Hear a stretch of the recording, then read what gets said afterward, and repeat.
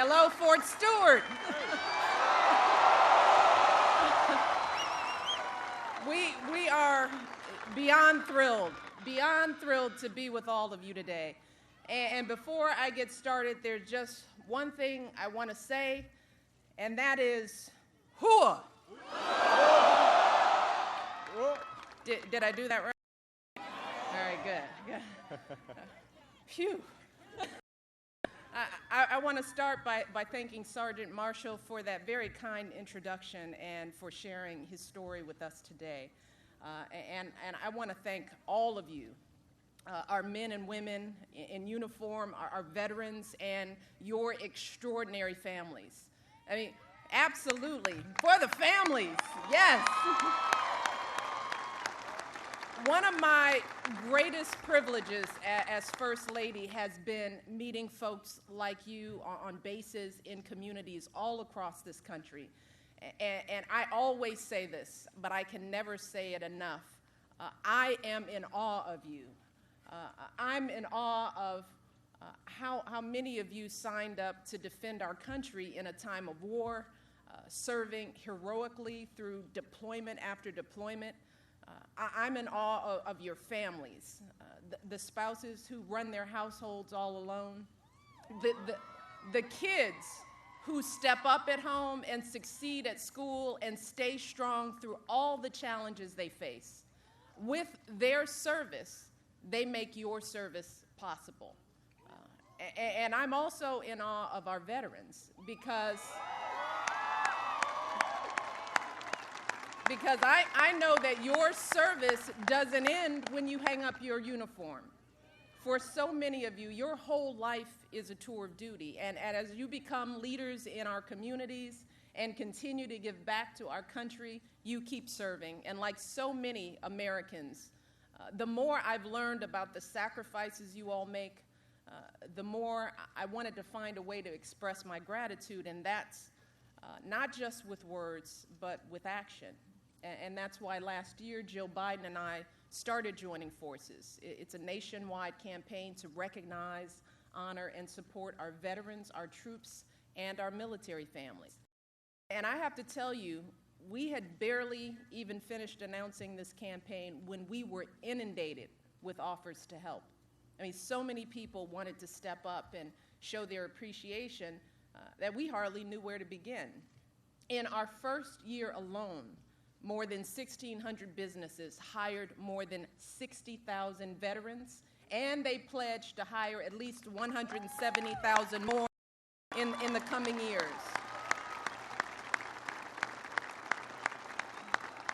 Yeah. National associations of doctors and nurses representing millions of health professionals are working to improve treatment for post-traumatic stress and traumatic brain injuries.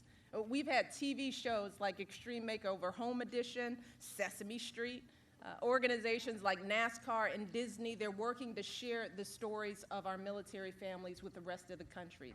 And these are just a few examples out of thousands all across the country. So if I can leave you with just one message today, I want you all to know that America does have your backs. And we are just getting started. We are going to keep at this, keep on working every day to serve all of you as well as you have served this country. And the man who has been leading the way is standing right next to me.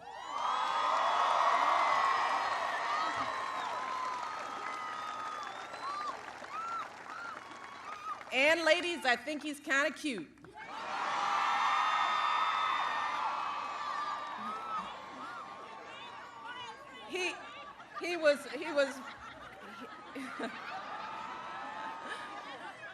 He was fighting for all of you long before he ever became president. He's made veterans employment a national priority with tax breaks for businesses that hire veterans and wounded warriors. He's working to end the outrage of veterans' homelessness once and for all. He championed the post-9/11 GI Bill, which has helped more than 500,000 veterans and military families go to college. And today, with this new effort to ensure that you all get the education you've earned, that story continues. So please join me in welcoming your strongest advocate, your Commander-in-Chief, and our President, my husband, Barack Obama. Thank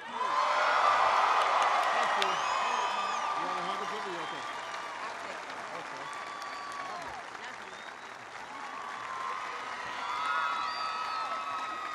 Hello, Fort Stewart.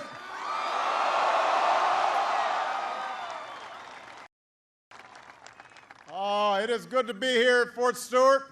First of all, how about the First Lady, Michelle Obama? Whoa. She is a tough act to follow. Gentlemen, for the gentlemen out there who are not yet married, let me just explain to you, your goal is to improve your gene pool by marrying somebody who is superior to you. Isn't that right, gentlemen?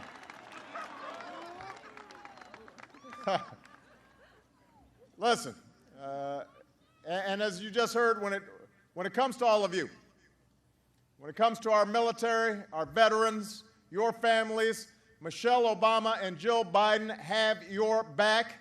They are working tirelessly to make sure that our military families are treated with the honor and respect and support that they deserve, and I could not be prouder of all the efforts that they've been making on their behalf.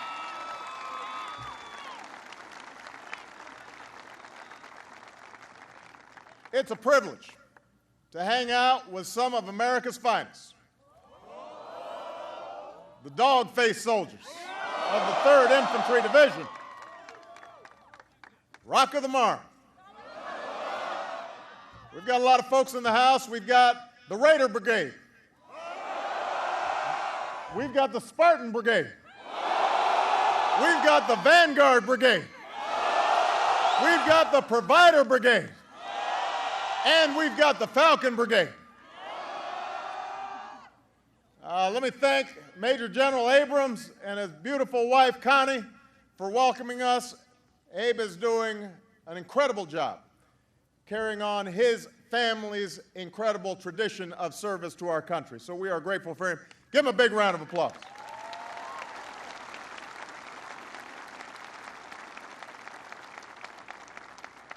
I want to thank Command Sergeant Major Ed Watson and his beautiful wife, Sharon.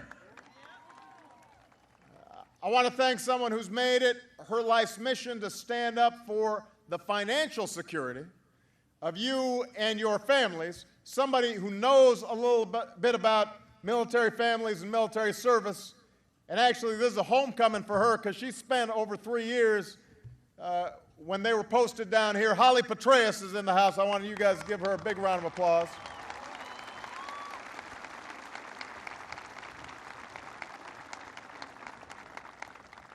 But most importantly, I want to thank all of you.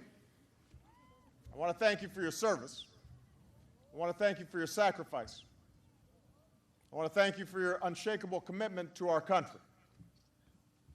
You have worn the uniform with honor. You've performed heroically in some of the most dangerous places on earth. You have done everything that has been asked of you and more, and you have earned a special place in our nation's history. Future generations will speak of your achievements. They'll speak of how the 3rd Infantry Division's thunder run into Baghdad signaled the end of a dictatorship, and how you brought Iraq back from the brink of civil war. They'll speak of you and your service in Afghanistan and in the fight against al-Qaeda, which you have put on the path to defeat. And to the members of the Special Operations Forces community, while the American people may never know the full extent of your service, they will surely speak of how you kept our country safe and strong and how you delivered justice to our enemies. So history will remember what you did, and so will we. We will remember the profound sacrifices that you've made in these wars. And Michelle and I just had a few moments at the Warriors Walk, paying tribute to 441 of your fallen comrades, men and women who gave their last full measure of devotion to keep our nation safe. And we will remember them. We will honor them, always. And our thoughts and prayers also go out to the troops from Fort Stewart who are serving so bravely right now, as we speak, in Afghanistan.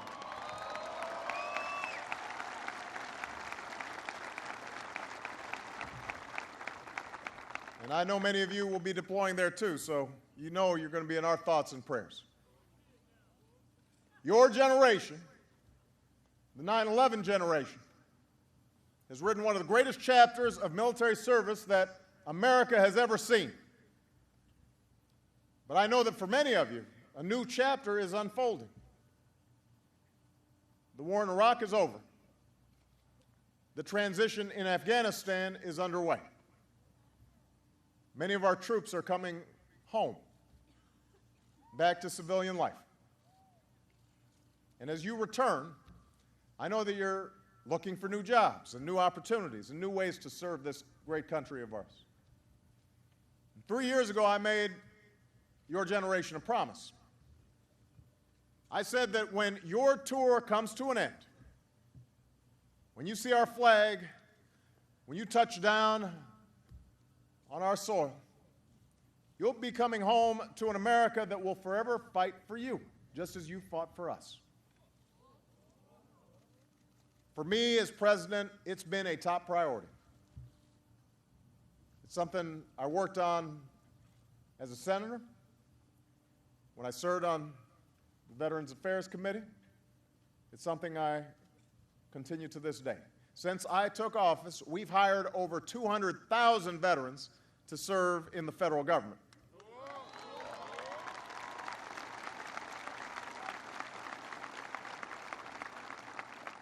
We've made it easier for veterans to access all sorts of employment services.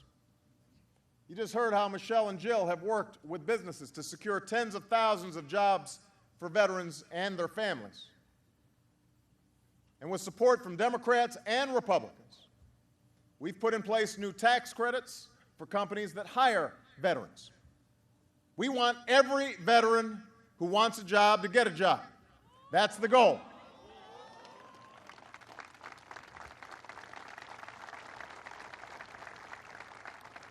And those of you who want to pursue a higher education and earn new skills, you deserve that opportunity as well. Like General Abrams' dad, my grandfather, the man who helped raise me, served in Patton's Army. And when he came home, he went to school on the GI Bill because America decided that every returning veteran of World War II should be able to afford it. And we owe that same commitment to all of you. So as president, I've made sure to champion the post-9/11 GI Bill. And with that bill and the tuition assistance program, last year we supported more than 550,000 veterans and 325,000 service members who are pursuing a higher education.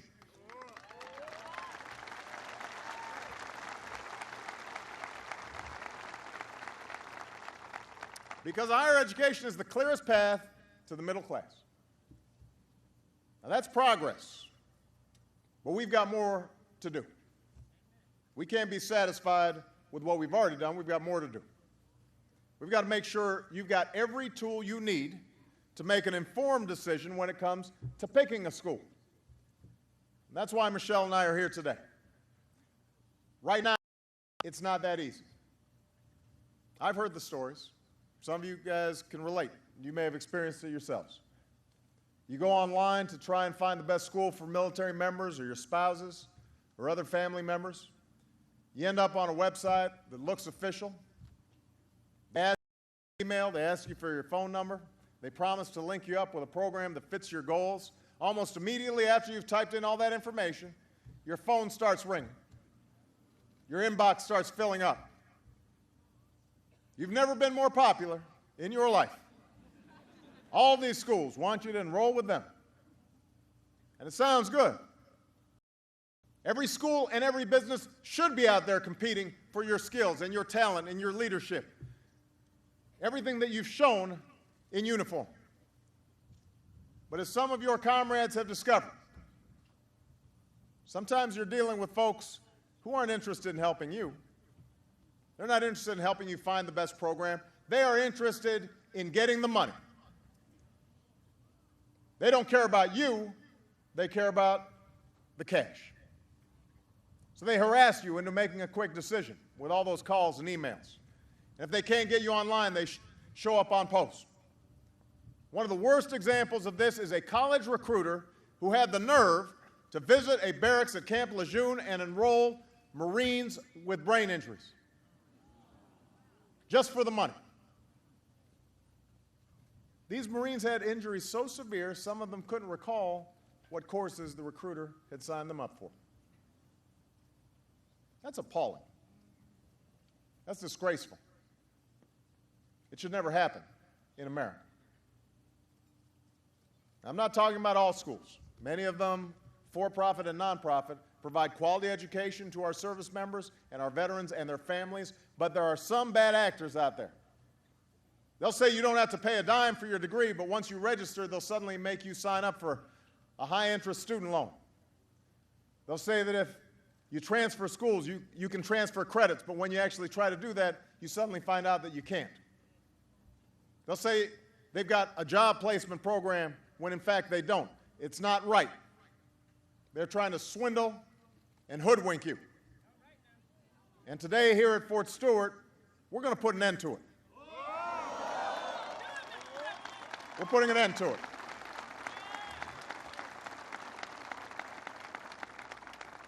The executive order I'm about to sign will make life a whole lot more secure for you and your families and our veterans, and a whole lot tougher for those who try to prey on you.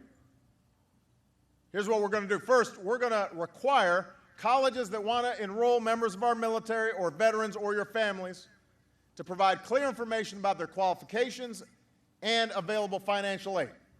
You'll be able to get a simple fact sheet called Know Before You Owe. Know Before You Owe.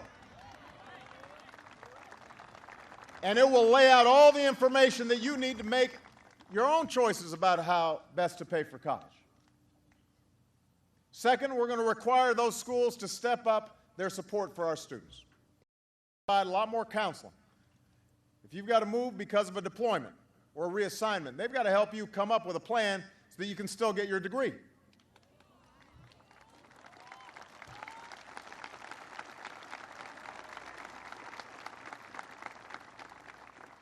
Number three, excuse me. Number three, we're going to bring an end to the aggressive and sometimes dishonest recruiting that takes place. We're going to up our oversight of improper recruitment practices. We're going to strengthen the rules about who can come on post and talk to service members. And we're going to make it a lot easier for all of you to file complaints and for us to take action when somebody's not acting right. This is about making sure you succeed, because when you succeed, our country succeeds. It's that simple. After all, at the end of World War II, so many Americans like my grandfather came home to new opportunities. Because the original GI Bill, by 1947, half of all Americans who enrolled in college were veterans. And you know what? They did pretty well. They rose to become presidents and Supreme Court justices and Nobel Prize winners. They went on to become scientists and engineers and doctors and nurses. 8 million Americans were educated under the original GI Bill. And together they forged the backbone of what would become the largest middle class that the world had ever seen. They built this country. They turned us into that economic superpower. And we can do it again. Now, we face tough times. We've gone through the worst recession since the Great Depression, 2 wars. But you know what? We face tough times. And all of you know something that America should never forget. Just as you rise or fall as one unit, we rise or fall as one nation. Just as you have each other's backs, what's always made America great is that we have each other's backs. Each of us is only here because somebody looked out for us. Not just our parents, but our neighbors and our communities and our houses of worship and our VFW halls. Each of us is here because we had a country that was willing to invest in things like community colleges and universities and scientific research and medicine and caring for our veterans. Each of us is only here because somebody somewhere had our backs. This country exists because generations of Americans worked together and looked out for one another. Out of many, we are one. Those are the values we've got to return to. If we do, there's nothing this country cannot achieve. There's no challenge that's too great for us. There's no destiny beyond our reach. As long as we're joined in common purpose and common resolve, better days will always lie ahead, and we will remind everybody why the United States of America is the greatest country on earth. And as I look out at this sea of incredible men and women, it gives me confidence that our best days are still ahead. God bless you. God bless our armed services. God bless the 3rd Division. God bless the United States of America. Thank you very much.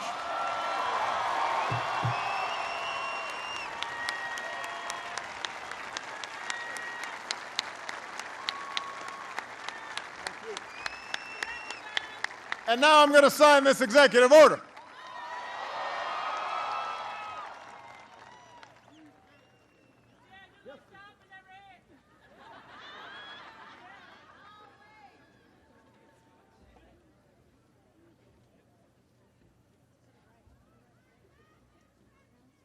I love you back, man.